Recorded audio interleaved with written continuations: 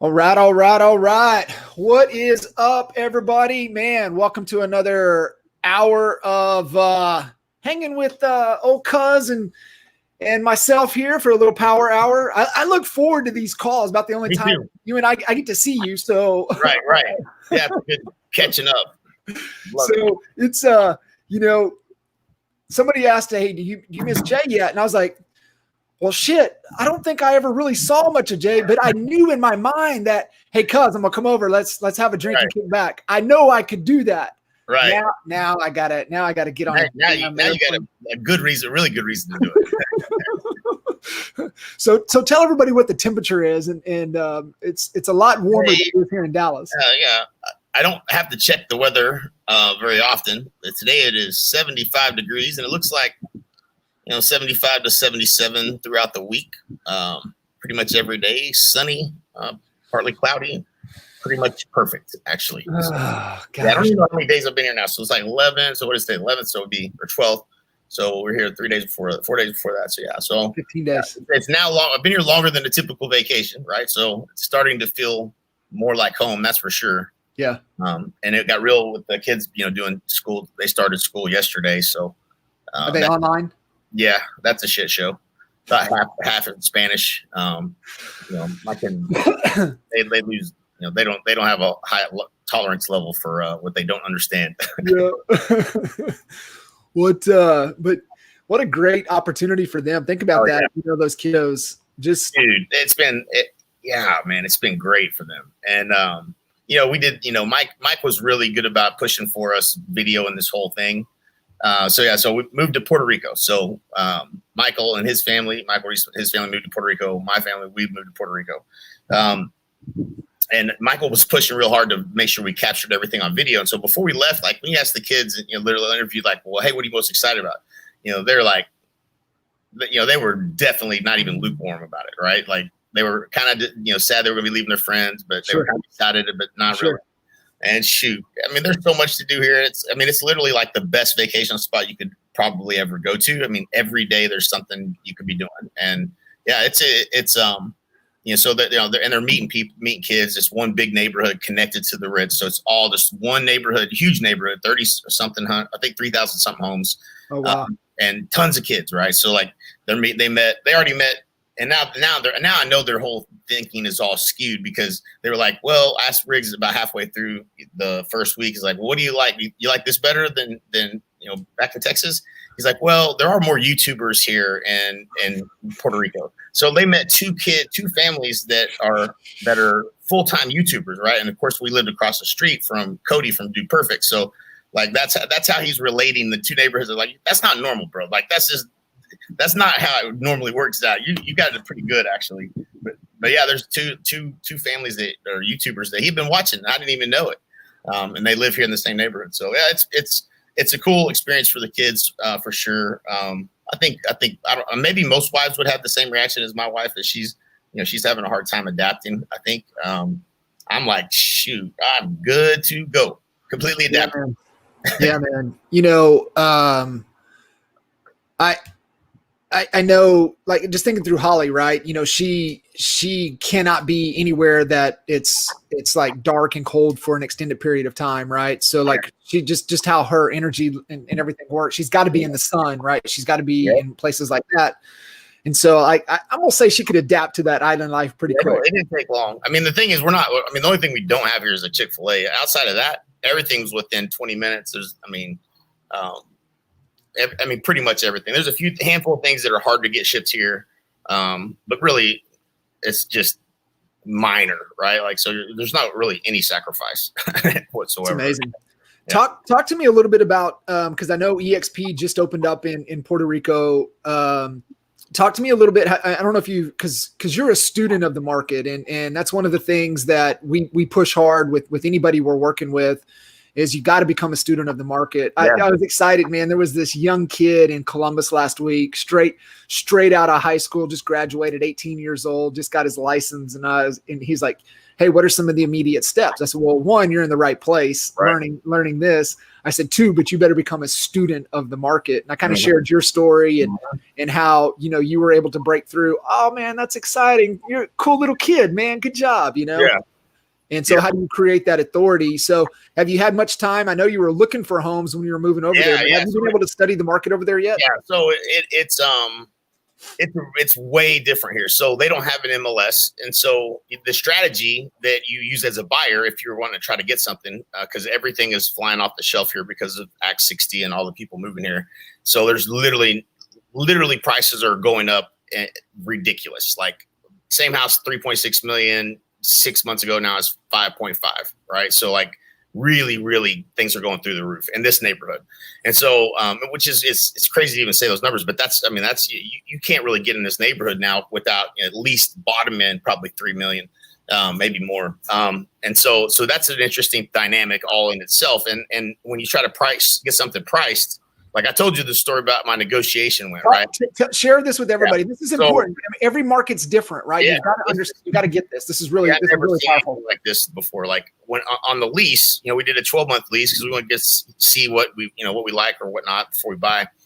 They were asking 22. This is the third one. After I struck out on 2. This is my third one, and they told me you're going to get screwed. Just smile and tell them thank you when it's over. I was like, he's like, literally, it's going to be a miserable process in the negotiation. Well, I fought that the first time, lost the best house. Would have been a great deal if I would have got it now. But anyhow, negotiated with the owner. They wanted 22,000. We watched it over a Facebook Live, or not a Facebook Live, over just a FaceTime walkthrough. So we didn't really see the property other than through FaceTime. And they were asking 22. I offered 24. They countered at 27.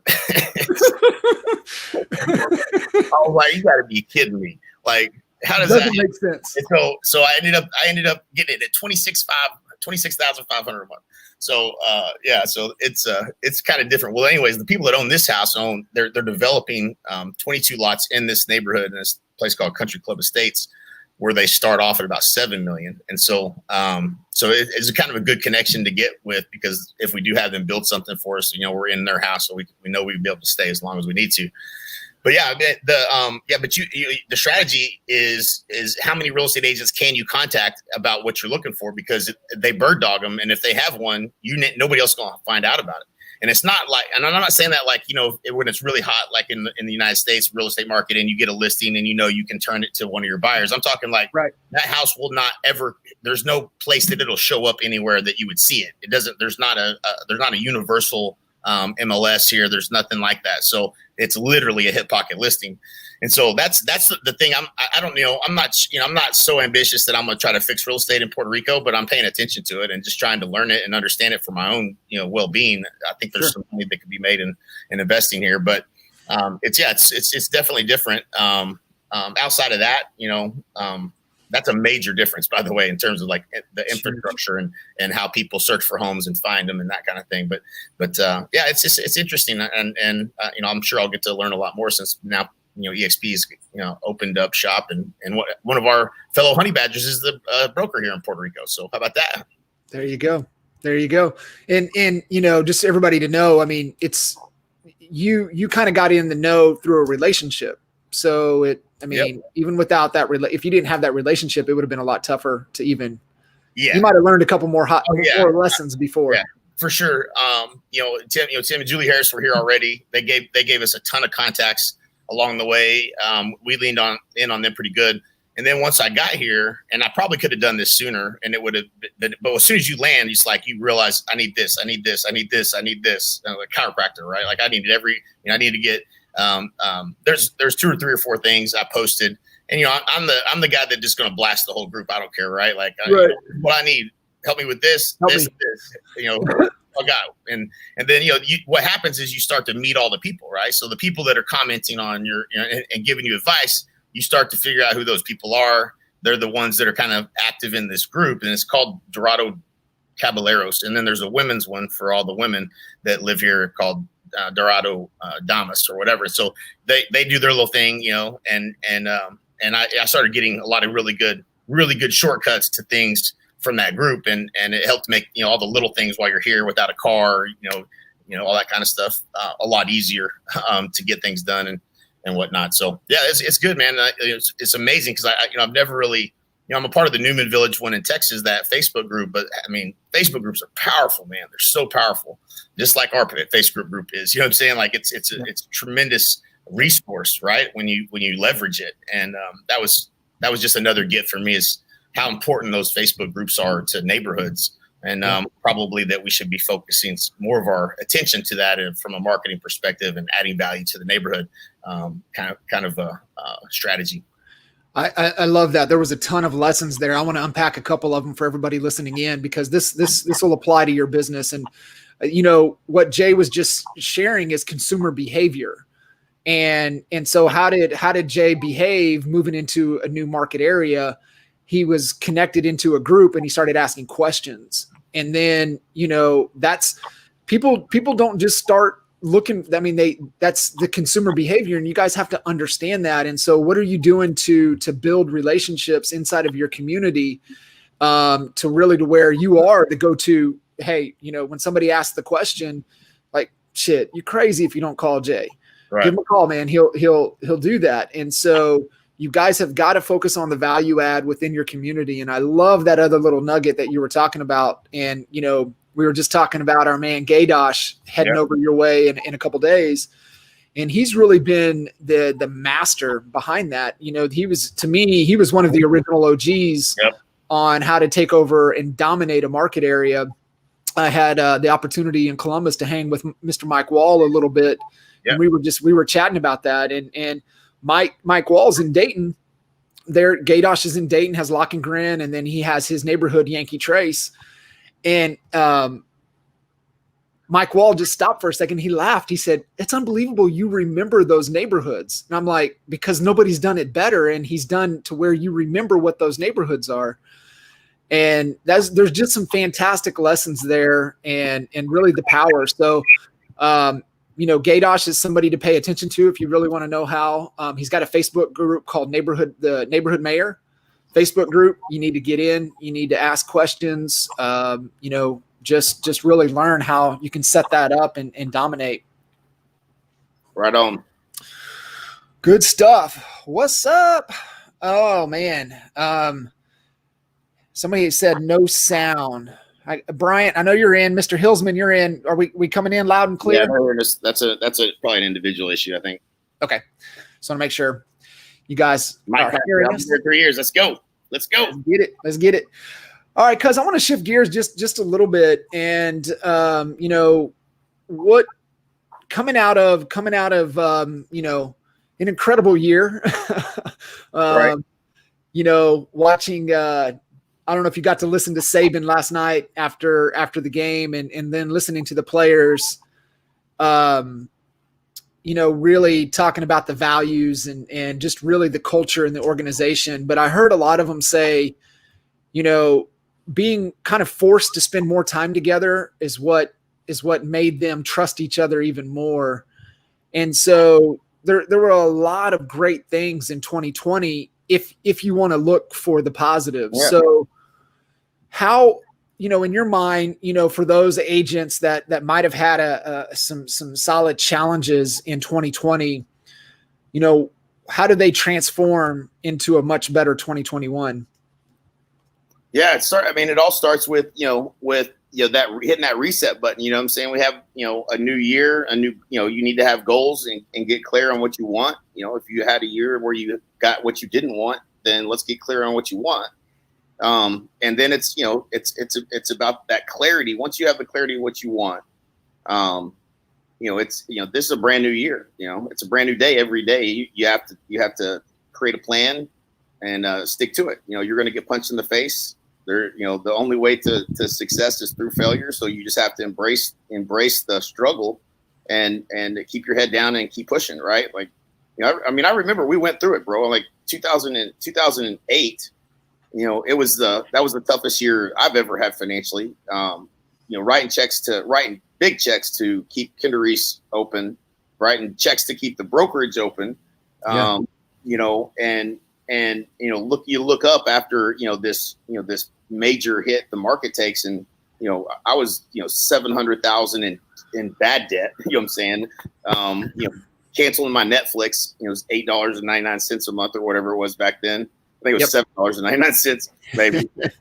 But I'm canceling things like that. You know what I'm saying? That's how closely I'm looking at the money. And I came close to not making it. Almost not being able to pay the bills for a long enough period of time. But you gotta pull your head out of the sand and look at what's real.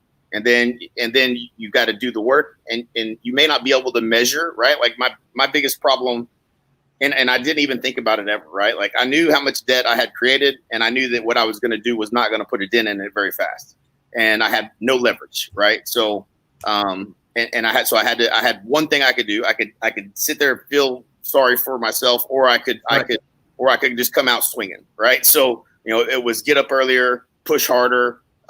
Do as much, as much as humanly possible to get back on the, to where you could start making a dent in it, and it took till I think 2010 before we were completely debt free in all businesses. And that transition into 11, I think is right there during that time frame.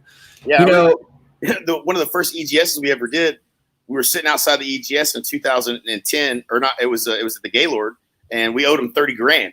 We owed him $30,000 for the event. We just pulled off a great event for the first time we'd ever done it, and we owed him $30,000. And then I had to go back into real estate sales, right?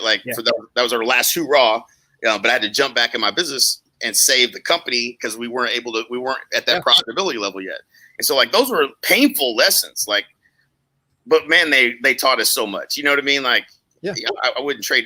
So if you have gone through a rough 2020, if this impacted you, a lot of markets, everybody boomed through it, and they're still booming, but you gotta just come out swinging. That's it. Don't worry about whether it's gonna, you're gonna get out of the situation you're in short or long term. Just do the work, right? That was just my experience anyway. No, I think it's great. And everything that I heard you were saying is you just changed your mindset. You just changed your thinking. It's like you said, you could have been, feeling sorry for yourself, but you decided to have a different mindset, and it was, go on the offense and, do and focus on the things within your control. Right. Yeah. And really just double down your effort on the things that were within your control. And, that momentum and doing those things, will get you moving in that direction. Let me mention another thing too, that happened too. So I'm looking at how much I could make, and we kind of got to a normalcy in the business, in all the businesses, what I'm saying, coming out of that, and we still, we were building the coaching company, but we still weren't drawing a check from it. We had been doing it for 4 years, and we still had not drawn a check from that company, and so which that was a lesson in of itself, but. To get all the way through all of that, and then to finally be like, okay, now we finally hit where we're at, and now we can start to climb out of this, and that was realizing that, and then along the way, I knew before I could flip properties. There was things I could do to make big chunks, right, and make big chunks of money, and I felt like I didn't have those options anymore, and I didn't, because we were over leveraged, 25 rental properties, 10 or whatever it was, how many ever flips we had going at the time that we had to split them, and so those ended up being rental properties. They were terrible rental properties, way overpaid for, and so all of that. So the bank, what I'm saying, I remember when the bank called on my Briar Creek in Pecan Valley. In Pecan Valley, they called me. And because it had a birthday, what I'm saying? Banks don't like when your flips have birthdays, and so this one had a birthday, and David Madigan calls me, and it was just one of those days where I've been humping it pretty hard for a while, and I just wasn't getting very far, and David said, he's like, hey man, what are we gonna do with this house in Briar Creek? I said, well, David, I said, I said, man, I've sold a lot of houses, but I can't get this one sold. So if you want to fucking try to sell it yourself, you can have that motherfucker because you want to squeeze 1 ounce out of me, then you could just have that son of a bitch and you could sell it. And he laughed and he said, man, don't worry about it. I'll send you the paperwork and we'll just renew it for another 6 months. But, luckily he was a really good banker and he didn't put a whole bunch of pressure on me because he knew whatever was possible to be done, I was doing it, and yeah. And it's funny looking back on it, but man, in the moment I was like, yeah, you real close to getting this one if you want it, because this won't sell for nothing right now. Sell it yourself. Sell it yourself. Right. I think that's the power too. In even what you had said and building relationships, that was one of the best relationships that we've ever formed. And to this day, probably one of my best business I've ever had. Yeah, it is. I was in the office with Stace and Reedy 2 months ago, whenever they did, they kicked off their new office, and David showed up. So it was just good to see him. It's just just didn't skip a beat, right? And go right in. He's when you have those type of relationships, they're really powerful. Yep. And so you guys got to focus on that. I mean, it really is about building those relationships for sure. 100%. We had a question in here, and then I want to kind of shift over to kind of right things right order. But we had a question, how do you deal with a seller who doesn't want to do a price reduction? Yeah, it goes back to, what's their goal, right? So, many times when you have a seller that doesn't want to do a price reduction, it's because they aren't motivated, right? So, when people are more motivated, they're more willing to do things. So, for me, I want to understand what they're doing, right? So where are they moving to? Why are they doing that? What are they going to do with the money if they're going to get money out of this deal? If they're bringing money to the table, then what's the landscape of this look like if it doesn't sell? How many payments over however long before making a price reduction would make sense? So typically a 5% price reduction. So do the math on how many, if it doesn't sell for another 6 months, that's equal to 5%. They might as well do the price reduction now instead of, waiting, because they're going to still spend that money in the mortgage, even though they'll get a little bit, towards the premium or the principal. But you got to understand what their why is, what they're going to, why they're selling, where they're going, what's important. If that's an exciting thing for them, you got to get them excited about that. Say, listen, I know, you don't want to make a price reduction. I get it. But, and you got to do the math, right? Show them how many homes are on the market. In the next 30 days, this is how many homes will be absorbed in this price point. There's going to be, let's say there's 50 homes on the market. And then the next 30 days, this is why days on the market, this is how you look at the information and show it to a seller to show them what's real. Not just like, okay, well, everything's flying off the shelf. Days on the market's 30 days or less or whatever in this price bracket. But even still, generally speaking, you don't have just 30, if you have 10 houses on the market, they're not all going to sell in that month, right? So right. If it takes, 4 months for that inventory to sell, which is maybe more typical, maybe not 90 days or whatever of inventory that it's on the market, then, in 30 days, then you're going to have only a third of the homes are going to sell in the next 30 days. If you want to be one of them, we need to be priced right now. And so you gotta be looking at that. And if not, it'd have to be really, the interesting thing about it is sometimes the market catches back up to you. And so, the way things are going up in value and probably will continue this way, unless you see a dump of inventory starting to come on the market, you're probably, the market might catch you, sure. It might catch you on the way down, you know what I'm saying, after a period of time, because the markets are so hot. Sure. So, but it's just it's very, it's an interesting question for the time that we're in, because, that's usually not the biggest problem unless it was just way overpriced in the beginning. Yeah. Just everything you said there, right? Go back, what's the goal? And then, even the tougher question, what's plan B, right? If okay, so I can't see the name, obviously, right? But sorry, I can't talk to you like personally. I'd call you by name, but it says Facebook user in our app here. So so it's a flip, right? So he's probably going to learn him a little lesson, is what it probably sounds like, Yep. I tell relatable stories, you know what I'm saying? Make it up on the next one. Listen, I had a deal, especially if the story and, they just went over budget on some things, or, they ran into something that they didn't think and didn't budget for, or if they're, if they've been flipping homes forever, I'm just trying to think of investors that we've had. That, how patient are they? You know what I'm saying? If they're smart, they want to turn their money. You know what I'm saying? Like that's the opportunity that's the game. Turn the money faster. And that's how you make more money with your money. And so, it's, you got to tell them what they need to hear, not what they want to hear. And ideally, and this may not be the case, but ideally you were there in the beginning to help them with what it would have been priced before. And if you weren't, then I would remind them of that. Say, listen, I wasn't here when you bought this to tell you what it was going to sell for. And I'm here now though. And let me tell you what I know. It ain't going to sell at this price. So we got one or two choices. We can be patient and say prayers every night and hope somebody is going to come along and say, I want to pay more money for a house. And this is the one, right? Or you can invest in staging it. If it is vacant, that is a good strategy, to be honest with you. I mean, I would say, and we had a house where I couldn't even justify him lowering the price. This is the story with Braden's first deal he did, and it was $550,000 on the market. Great story. Yeah, it was 400 and something days on the market. 3 different agents had multiple offers that fell apart. They ended up moving because they thought it was going to close. And vacant, the house just didn't quite look that good, right? And so, and I said, listen, I would stage it. I said, this is 100% what I would do. Stage it. I said, I'll have Jana get a bid, and it was $2,000. And she said she would let you take it on the back end, so pay it at closing. And so it didn't cost him anything, but it was going to cost him $1,000 a month after the first 60 days or something if it didn't sell. And I said, listen, you're asking me my advice. If you want to drop it another 30,000 again, he started at like almost 600. He was down to 530 something, I want to say. And he was thinking maybe he needed to get under 500. The market didn't support that at all.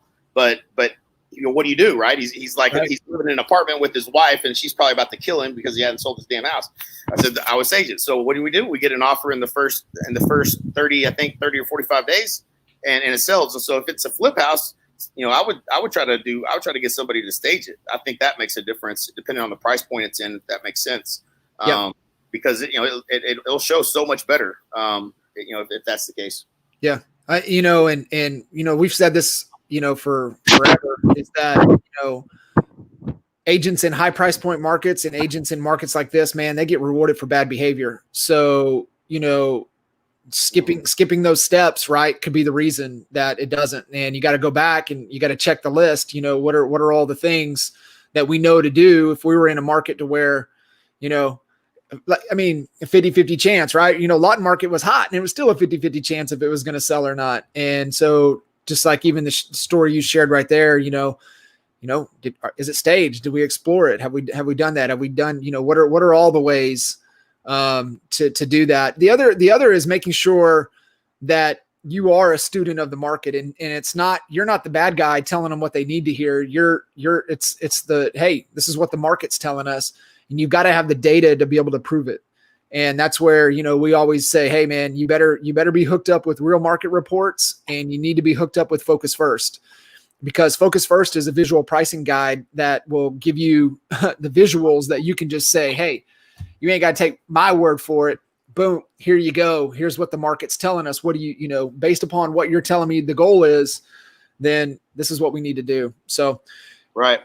Yeah. Let the data do the talking. You know what I'm saying? Like that's, I've been there, man. I've been there 1,000 times where even they're just dumb. Sometimes some people are just dumb. Like they don't, not that they're dumb literally, but they don't want to see it. Like they don't want to receive it. Right. They just don't want to receive it.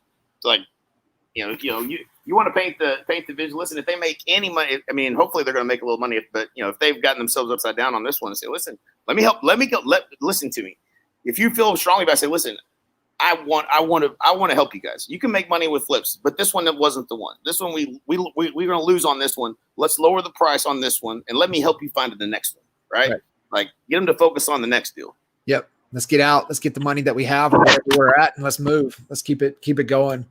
So you just kind of alluded into something that want to kind of transition into, and it was maybe their mind's not open. And I've had a lot of conversations with agents that are having conversations with other agents, and they're speaking to a closed mind. And, we got to go back and go back through the process and, right things, right order. Same, no different dealing with a buyer that's not listening, a seller that's not listening. You can't, you're banging your head against a closed door. Their mind is closed. So I'd love for us to just kind of chat a little bit here and kind of walk through the process of, engaging in either a seller. It doesn't matter, right? Maybe this might be a good reference. So I got a call last night from an agent that's coming over to EXP, and it was a broker that she doesn't want to transfer her license yet because it was a great story. So I'm going to share it. That's good. So she's been with this broker for 27 out of her 37 years in real estate. They're good friends. They have 3,500 agents across all of Atlanta. And he made a comment about that wasn't really like he had not looked at EXP. He didn't truly understand it. And he made a comment that was wrong information. And she knows this guy's a smart guy and that he just doesn't know. He just doesn't know what it is. That's right. And so she said, I want to get him on a call. She wanted to get him on a call. And I said, I'll absolutely do a call with him. Just you got to get him. So she said, she in his exit interview, which he doesn't always call, but it was her. And so he did. And because they've been such close friends for so long. And he's like, what are you doing? Da, da, da. And he's like, I just want you to think on it. Sleep on it tonight. Right. Like just sleep on it. And so she knows he's not going to watch it. She tried to get him to watch a video. He hasn't done it yet, but she wants to get on a call and just have a conversation. And so when I started asking questions, and this is at the heart of getting the mind open, and this is how I'm going to do it with them. And he may or may not join. He actually has done something that most people haven't at the level of brokerage. He's got 3,500 agents. In 07, 08, he was buying up small brokerages, which means he was cash ready in the downturn, which I will be next time, right? I wasn't in 07 and 08. My next round at the rodeo, I'm gonna have a lot of cash. So I'm gonna know how to play to win, and that's when you expand and do things like that. And so he got some W's behind him, and he's probably got lessons too prior to that. But so he's done some things, owns mortgage, owns title. He's making some money, but I don't know what his exit is. I don't know what his legacy is, what he wants, right? And so when I'm going to talk to this guy, and I'll probably talk to him at some point today. That's what we're going to talk about. We're like, listen, man, tell me your story, and he's going to tell me his story, and he's going to be happy to tell it because he got some lessons and along the way, and he done some things that's hard to do, and he's built something pretty special. And then it's going to be about what's the exit look like? Because the reality is it's 1.5 times EBITDA. You're staying on for 2 years. It's not going to be. It's 2 years. It's 2 years worth of your profits, and you still stay in there working for him. And so that's not a good deal. And he probably knows that, and he doesn't know how he's going to exit. He doesn't know he doesn't know there's another move. He doesn't know there's another move, and that's the thing that if he's open minded, he'll look at it. And his split structure, it would match up pretty decent the way things. It might be a little bit challenging because he's got a capped commission too, but that's a way better exit than what his current option is, and he's getting up there in age. So that's the I am super relaxed. Thank you, Lynn. I don't have my medical marijuana card, or I would be even more relaxed. Actually, I only got that for my wife because I'm gonna start slipping her some. I'm gonna start microdosing some weed. Get her to relax. The anxiety down. I'm about to kill my kids in here, and Riggs he eats it up. He thinks it's funny. I think Lindsay's a little relaxed. They escaped New York and went to Key West. They got in the car and drove straight south until they got to the furthest point. Stick your hand out the window. All right, we're here. Yeah. No, it's fantastic. Yep. So talking to him about the exit strategy and seeing if his mind will open. Yeah, just finding what they want, right? Like, what is it you want? And that's what and it doesn't matter if it's a buyer, it's a seller, or it's somebody you're recruiting to EXP. If you can find what someone truly wants, and then you show them how you can help them get it, then, and hey, it's this way that you didn't even think about, maybe you didn't even know about, then it becomes a lot easier for you to have that conversation and at least have a conversation about it. And this conversation that I already know, it would go many, many steps, right? Over time, okay, I'm interested. okay, I kind of understand, to, okay, I'm doing the math now. Okay, I'm ready, right? Like that's kind of the phases that they go through. And so, but you got to start with like just being genuinely interested in what they want. And if with EXP, it's easy. It's always better at EXP. Like whatever you're doing, it don't matter, but you can't start there. You got to start with the genuine interest in who they are, what they've accomplished, what they're about, what matters to them, where they want to go, what they want their life to look like in 5 years. Ask them, because some people know, some people don't know.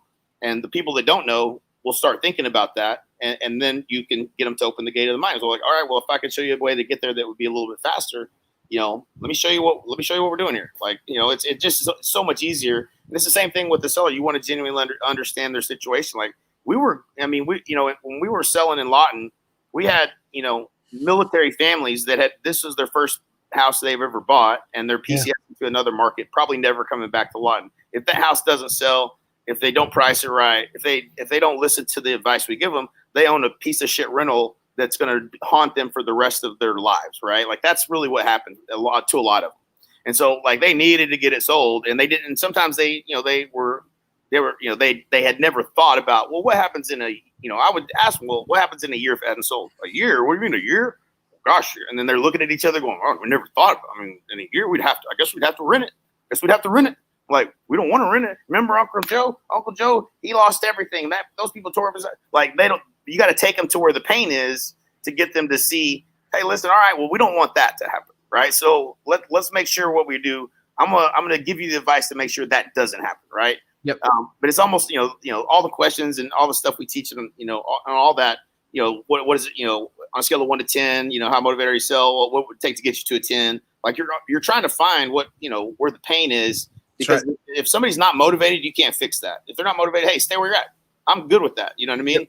Yep. And that goes for anybody coming to EXP, or, a seller not wanting to sell, you know what I'm saying? Or being fine staying where he's at, or a buyer that doesn't really want to buy. Like, y'all stay where you're at, do what you do. And I don't care. Like, but if this is what you want, I can show you how we can do it. But if you're not open-minded, if they're not motivated, then, you can't, you're going to have a really hard time motivating them. You got to find what it is. And if you can't find it, then you just chalk that up to, listen, maybe now ain't the time for you. Man, that's fantastic. If they can't think about the future, right? If they can't, like you said, think, what's the exit? If they can't think in the future, man, their mind's closed, and you're trying to force something that's just not going to happen. Right. And trying to uncover those questions and see if, even if they are, you think 3,500 agents, all these different you think he's at a freedom of time? Probably. I mean, you'd have to have layers of leadership in place at that point. You'd have to have layers of leadership that just like she was telling me who made the call, the U-turn interview call, exit, before she transferred her license, and it was somebody else, right? And then he did call. He's like, you're going to get a call from what's his name? I'm not going to say his name just in case. Sure. But and so that was that leads me to believe he's probably got it pretty well, maybe not on autopilot, but seemingly, probably so, right? Interesting. So what are some of the best ways to announce people coming over, especially influencers? Man, yeah. So, I mean, I can tell you, like, this is what I did. Okay. So like, I rarely prescribe something that I didn't do myself. I'm speaking from my experience is, so what I do, and I still to this day do it, is whenever somebody comes over, we do an announcement. I was doing it from my page, which was creating an audience of people that were bumping into my videos on Facebook Live. When they're live, nobody sees them. Afterwards, they get they were getting a lot of action. Now today, the thing you got to engineer with your videos to get more views. Like, I mean, I saw one, we did one, Gaydosh. I did one with Gaydosh. He called me and asked me this exact question. So he said, Kinder, now tell me what you think. He's like, he tried 3 times to get me to do it on mine. And I said, I know. He goes, I know you're going to tell me what's best for me, but like, I'm thinking about this, and I'm thinking, But if it was on yours, then, there's going to be a bigger audience. And I said, yes. I said, that's true. It would be a bigger audience, but it would be my audience. That's all. They've seen a ton of videos. And he's like, well, I guess where I'm hung up is when you do it, like the guy that just joined, Kevin Hildebrand, when he joined, he reached out to Andrew because of my video I did with Andrew from my page. So he's actually right in what he was saying was, well, maybe people will see you and they'll reach out, but they probably, when he shared it, they probably saw it because he shared my video, right? Sure. And so what I was telling him, I was like, listen, you want to be the guy that's doing the videos. You want to have the audience that people are bumping into, You want to be the one that's doing, for your group. You want to be everywhere. You want to be doing videos, interviews like that all the time. And they're not hard, right? Like, it's real simple. Like everybody goes through a process of where they didn't know what the hell EXP was. And then they finally get it. And then they get real excited, and the things that they're, they see the opportunity, and then they share that story as you ask these questions over Sure. Facebook Live. And then inevitably people are going to go, oh my God, Kevin Hildebrand just joined. Like that dude's a legend. When he joined, he's like, he already had, 6-7 people reach out. He said 13 or something people reach out to him. Well, that's the reason we do them. The second step to this strategy is YouTube. And there's better in our Honey Badger group. There are better YouTubers than me. Let me tell you that for sure. Jackson Wilkie teaches YouTube strategy, and he's good. If you go to Jackson's YouTube channel, it's fire, dude. I love it. I was watching his videos, and I was like, man, I want to make pages that look like that. You know what I'm saying? Like he's really good, and what he's teaching is working. And I know he goes to the events where they teach YouTube strategy with the biggest YouTubers, right? So like. That's a guy that you can follow, and he's going to help you with the strategy and do better than even I did. I was just posting them on YouTube, and the extra value that brought was people that spew EXP, right? So we have 40,000 agents, 39,990 of them, probably almost. Maybe to subtract the Honey Badgers. I'm hoping that we don't do this like everybody else is doing it. Are spewing EXP to everybody, right? Like the first rule about Fight Club is about Fight Club. Don't talk. It ain't about EXP because it's not gonna work. But what happens when you do that is people, they get that 3 times in a week and they're like, what the hell is EXP? Into Google. That's what they do. And they bump into videos. And if they get caught with a good hook, and they start watching them, then YouTube will start serving them up more videos. And if they watch 1 or 2, then they start serving up the long ones. And that's where these interviews start to get views. They start serving up your long. I don't know why that's the case, but if they see if somebody watches a 30-minute video, they're like, oh, the person likes long videos. We're going to continue to give them lots of those, right? And so if you got these interviews, that's what tends to get served. I believe that's the strategy that I overheard in one of Jackson's classes. But that's there's that making sure that what gets the whip effect. There's training inside of Expert Mentors. We need to bring those videos out and just put them in the group probably. But the like, comment, share is what the algorithm that Facebook looks for, and the more action it's getting, the more they're going to show it to more people, and the audience gets bigger and bigger and bigger, and that's how come you get so many views. You can get 2, 3, 500, 1,000, 5,000, 10,000. We had the very first one I ever did got 22,000 views, right? And then you can promote it from your page as well. So that's, if you want to put money behind it, you can get it out to more people. Facebook will show it to more people that fit that criteria. That's the thing that I would do you do it with every person you bring on and every person that they bring on, especially if there's just difference in stories, right? Some people have, I'm a broker that came over, or I'm a new agent that came over. What are you excited about? Tell me, and then do 6-month checkups, right? Yep. Like, how many people go, like, let's say 6 months ago, I'm trying to think when the stock really started taking off again. Like, go back 6 months. How much stock do you have? Holy moly. You've been here 6 months and you already got, $80,000 of stock. They're so excited. You know what I'm saying? Like, that's a great, another reason to be telling that story. Right. People are, it's crazy. The people that will be, if you get enthusiastic about it and are sharing, like what you'll find is like people that you grew up with that, like when you were a kid in elementary school, are buying EXP stock because of your enthusiasm. You know what I'm saying? And they're texting you. But you're going to attract your people, right? You're going to repel the people that you don't want to mess with, and you're going to attract the people. You're going to attract your people, and that's why. Yeah, it's so good. Enthusiasm sells. When you're able to share those stories, they're just testimonials, right? Like, Yeah, it is what we said it is. It is still what we said it is. It's even better than what. And here's the thing too, guys, this is why it's important, even what Jay just shared, 6 month, 12 month, 18 month, anytime that anybody has a big aha or breakthrough, because here's the only two things matter in a great testimonial: life before, life after, right? How was the life before? How's their life different since? And you're looking for those stories. That's what makes a fantastic, powerful testimonial. And that's the stories you're looking for. And that's what you guys want to capture. Yep.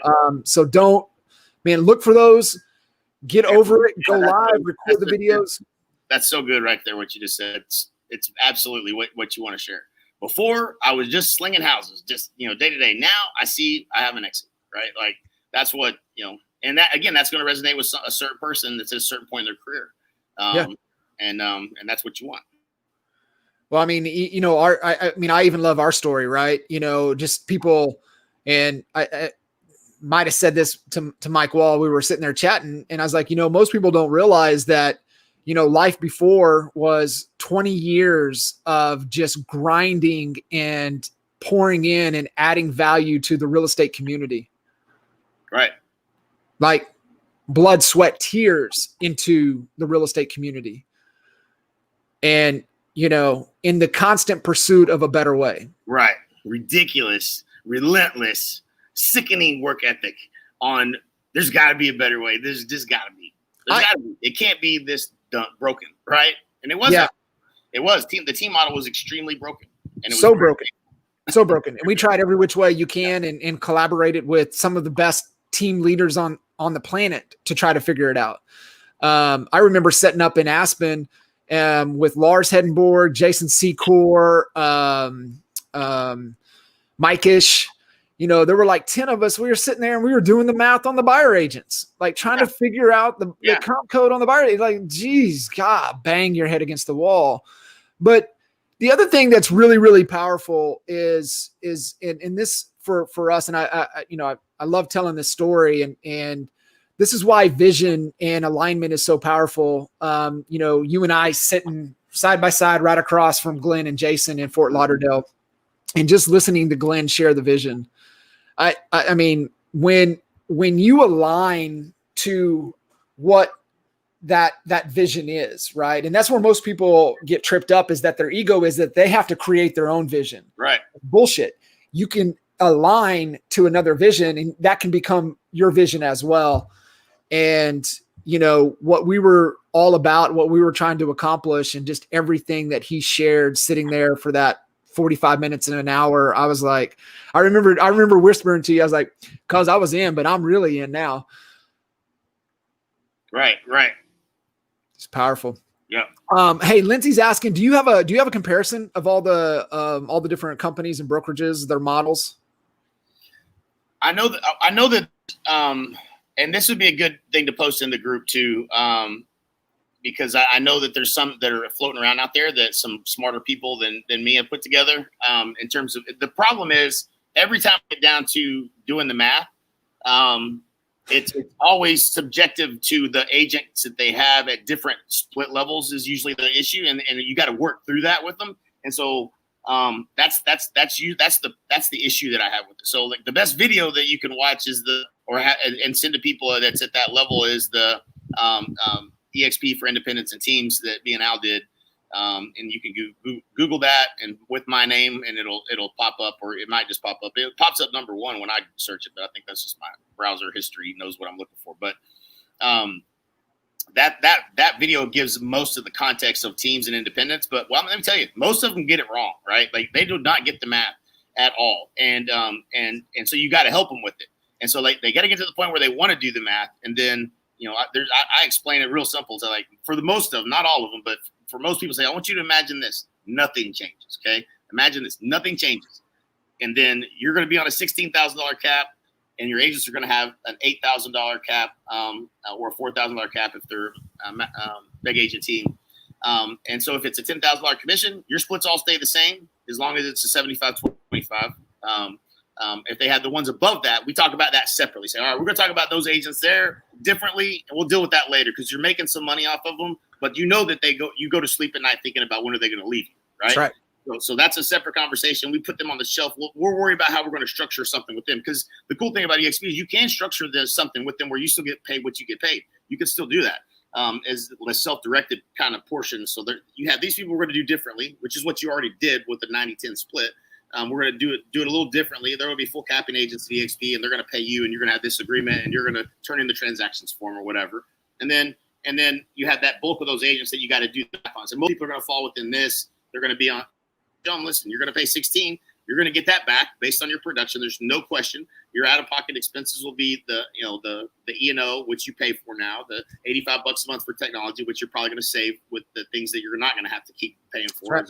Where you're at, and you just do the math, right? And so like one point we're like, oh, so you mean I'm basically going to lose $16,000 of cash flow in the first 60 days, and then then I'm going to start getting paid to be at EXP. Yeah, you're not going to pay to be at EXP. You're going to pay you to be at EXP. That's how this works. Why do you think we're all here? It's not because we're paying them anything; they're paying us. So let me show you how we do that, right? And so you just got to get them to feel confident that they don't. Most of them, I mean, this is why we coached, right? I mean, this is why we coached. There was nobody that had a set of P&Ls that they were showing agents how to set up their businesses. You know what I'm saying? Like, that was what was so frustrating. He's like, man, why didn't somebody smart do this? Like, why am I having to figure this out? There's somebody who had to have done it. No, it would just, and it started to evolve a little bit where some of the top people were really running their business like a business, but there wasn't a framework to it. And so, most brokerages don't even have a clue how to run a business. Like, they're just doing what they do. They don't know what's making money or it's not. They just know I got to sell some houses. If I don't, it don't make money. And so like you got to kind of dig in there. And that's where it helps to get other people on the calls too. If you're not comfortable in those conversations. I mean, we can guess plus or minus 1 or 2% or probably 3% of what their net profit is just by asking a handful of questions. That's right. Because we've done it so much. And so, and they honestly don't make a whole lot of money. So you ain't guessing, you don't have to guess a whole lot. It's just math. It's just math. But yeah, so but you get them to that stage where you need the calculator to kind of to do some of that math. Lean in on your leaders to that can help with that. Yeah, and you got to really, and this is important. Like if you edify, your leader well enough, then they'll open up and tell them things that they wouldn't have told you, right? And so that has to happen, right? Like, yep. I'm just too direct and to the point, and I'm not going to let them fluff me, and I have nothing to lose, and I'm only genuinely trying to help you. So like tell me, is it? I mean, are we making money? Or are we where are we really at?